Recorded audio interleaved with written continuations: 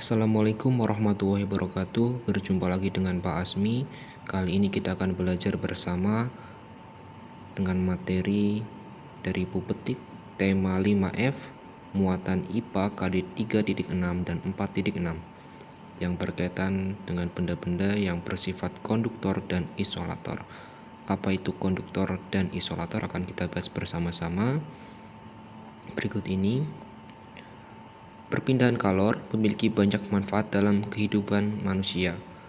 Seperti yang ada pada gambar, ketika orang sedang memasak, berarti dia sedang menggunakan benda yang bersifat konduktor dan isolator. Nah, pada gagang wajan itu bersifat isolator, sedangkan logamnya itu bersifat konduktor.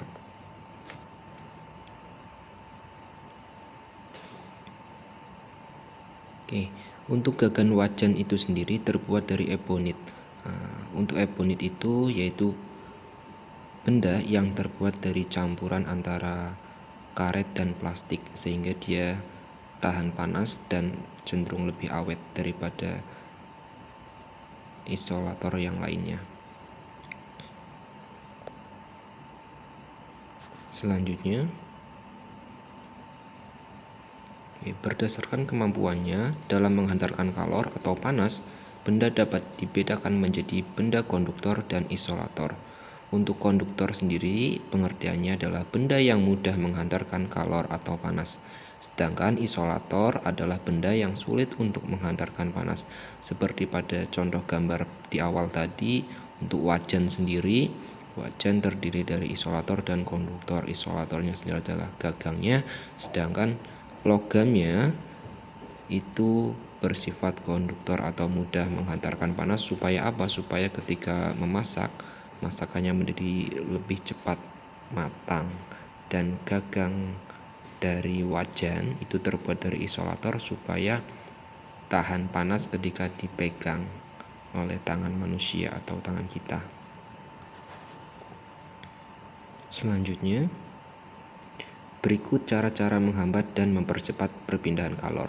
Jadi panas atau kalor itu bisa dipercepat dan diperlambat dengan cara-cara tertentu.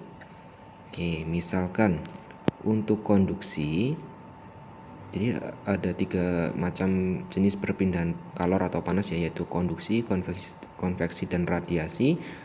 Untuk konduksi sendiri, cara menghambat perpindahan kalornya yaitu menggunakan benda-benda bersifat isolator seperti karet, plastik, kain, dan ebonit.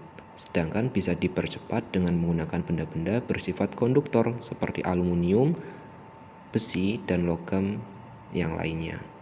Sedangkan konveksi dan radiasi mempunyai cara menghambat dan mempercepat yang sama, yaitu menjauhi atau memadamkan sumber panas.